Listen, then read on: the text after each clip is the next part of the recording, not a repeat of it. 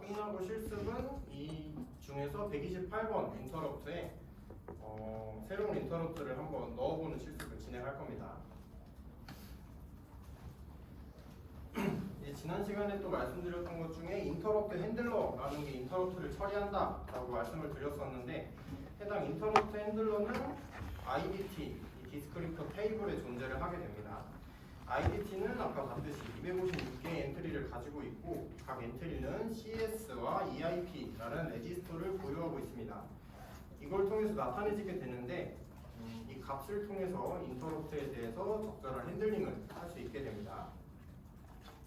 이 핸들러는 인터럽트 N 인스트럭션이 수행되면 자동으로 호출되고, IDT 인덱스에서 해당하는 번호의 그 엔트리를 받아와서 핸들링을 진행하게 됩니다. 이제 여기서 다음 단계로 넘어갈 때 주의 깊게 봐야 될 부분은 이 CPL과 DPL이라고 하는 부분입니다. 그리고 이후에 뭐 게이트 디스크립터라는 말을 쓰게 될 텐데, 여기 보이는 이 0부터 64비트까지 쓰여 있는 이 구조를 통상적으로 게이트 디스크립터라는 형식으로 부르게 됩니다. 자, 그럼 CPL과 DPL이 무엇을 의미하냐? 이 PL이라는 게 프리빌리지 레벨이라는 걸 뜻합니다. 권한 레벨이죠. 이게 무엇을 뜻하냐면, 이 실행하고 있는 프로세스가 얼마나 큰 접근 권한을 가지고 있는지를 나타내는 겁니다. 0부터 3까지 숫자가 있는데 0이 권한이 제일 센 거예요. 0이 커널 모드고 3이 제일 약한 겁니다. 3이 유저 모드를 뜻하게 됩니다. 근데 XV6에서는 0과 3 두 모드만 존재하게 됩니다. 인터럽트가 발생했을 때 커널 모드로 들어온다는 거는 이제 이 권한이 3이었던 애가 0으로 바뀌어야 된다는 걸 의미를 하겠죠.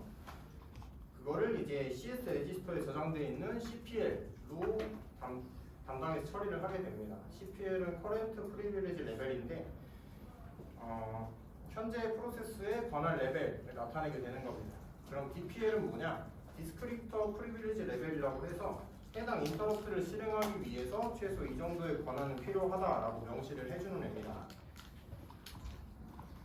그럼 다시 과정으로 돌아와서 이 CPL이 DPL보다 작아야, 그러니까 CPL이 DPL 최소 요구 사항보다 권한이 높아야 해당 인터럽트를 수행할 수가 있겠죠. 그래서 2번을 보시면 CPL이 DPL보다 작은 경우에 인터럽트를 수행합니다 라고 합니다. 아마 CPL이 DPL보다 크게 되면 에러를 호출하고 프로세스가 종료가 될 거예요. 그리고 세 번째 단계로 넘어가면 이제 타겟 세그먼트 셀렉터라는 게 있습니다. 이 타겟 세그먼트 셀렉터에 DPL이라는 게 존재하는데, 이건 뭐냐면 이제 인터럽트가 실제 실행될 때 필요한 권한입니다. 무슨 뜻이냐면 얘가 커널에서 실행되는 인터럽트인지 유저에서 실행되는 앤지를 나타내 주는 겁니다.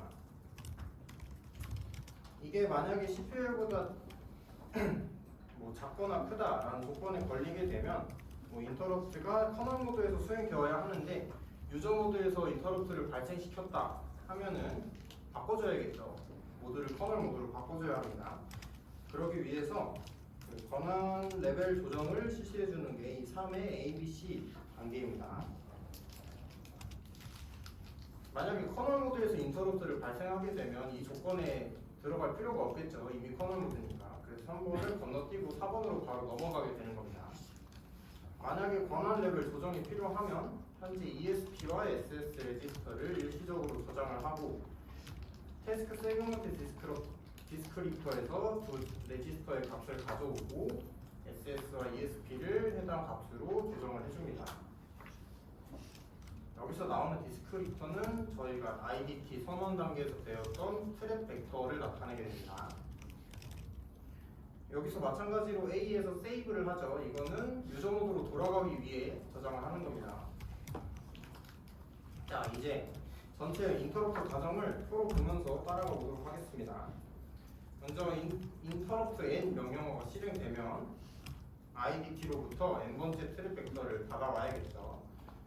N번째 디스크립터를 읽어온 다음에 CPU의 CPL과 게이트 디스크립터의 DPL을 비교해서 실행이 가능한 상태인지를 확인을 합니다. 여기 게이트 디스크립터는 아까 얘기했던 IDT의 원소 하나를 얘기하는 겁니다. 그 다음에 이제 세그먼트 디스크립터에 존재하는 PL, 아까 타겟 세그먼트 디스크립터 얘기했죠. 그래서 현재 CPL이 더 큰 경우에는 커널 모드로 권한 변경을 해줍니다. 그 다음에 이제 실제 인터럽트 프로시저가 적힌 물리 주소를 찾아야 되는데, 이거를 위해서 이 세그먼트 셀렉터에 적힌 주소를 따라가서 오프셋이라는 걸 받아오게 됩니다. 그 다음에 이 오프셋을 세그먼트 디스크립터의 베이스 어드레스라는 데에 더해서 실제 프로시저가 존재하는 실 주소를, 물리적 주소를 알아내는 겁니다. 이렇게 알아내게 되면, 왜 알아내야 하냐면 IDT에 있는 디스크립터에도 주소가 적혀 있는데 얘는 절대 주소가 아니기 때문에 이러한 과정을 거쳐서 실제 주소를 찾아야 다음 명령 실행이 가능합니다. 자, 이제 컨트롤 전이라는 거에 대해서 알아봅시다. 컨트롤 전이는 간단하게 생각하면 EIP와 ESP라는 레지스터의 값을 바꾸는 겁니다. 그럼 EIP와 ESP가 뭐냐 하면, EIP는 인스트럭션 포인터의 약자입니다. 다음 실행될 명령어 주소가 적힌 레지스터예요. 저희가 흔히 프로그램 카운터라고 불리는 PC 레지스터 많이 들어보셨죠? 인텔의 X86 같은 경우에는 프로그램 카운터를 사용하지 않고 IP라는 인스트럭션 포인터를 공용적으로 사용을 하고 있습니다. 이해가 힘드신 분들은 그냥 PC라고 생각하시면 됩니다. 다음 ESP 같은 경우는 스택 포인터의 약자입니다. 현재 사용하고 있는 스틱 영역에서 다음 원소가 푸시되었을 때 들어가게 될 장소를 가리키고 있습니다. 모드에 따라 이 값들이 달라져야 하기 때문에 모드 전이 시 이 값들을 바꿔야 합니다. 원래 모드로 돌아왔을 때 복구를 위해서 CPU 레지스터 값들을 저장해 둬야겠죠.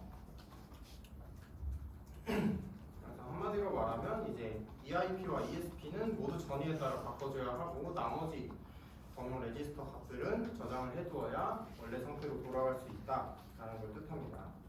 이제 예시를 가지고 좀 이해를 해볼 텐데, 이제 오른쪽 그림을 보면 인스트럭션을 수행하고 있는 모습을 볼 수가 있습니다. 이제 ESP는 스택의 꼭대기를 가리키고 있고, EIP라는 게 한 명령어 단위로 다음 이 명령어가 수행된다를 가리키고 있죠. 지금 여기서 보면 R1 레지스터가 가리키는 주소의 값을 R2 레지스터에 넣겠다 라는 명령을 하고 있는 겁니다. 여기 지금 보면 R1의 주소가 C0D308 가보면 34라는 값이 있죠. 이 값을 R2에다가 넣어주려고 하는 과정입니다. 그렇게 되면 R2에는 34라는 값이 대응이 되고 EIP는 하나 늘어나서 푸시 R2, 스택에 R2 값을 넣는 과정을 실행하게 되겠죠.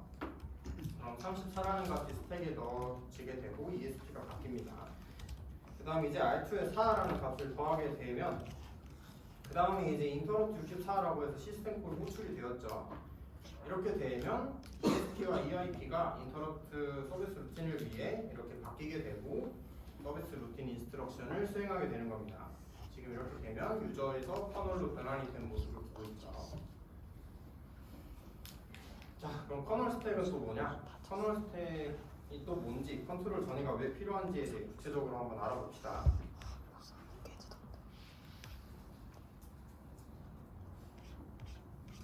자, 각 프로세스는 자신만의 유저 스택과 커널 스택을 가집니다. 이전 시간에 언급했듯이 메모리 전체에서 일부만이 유저가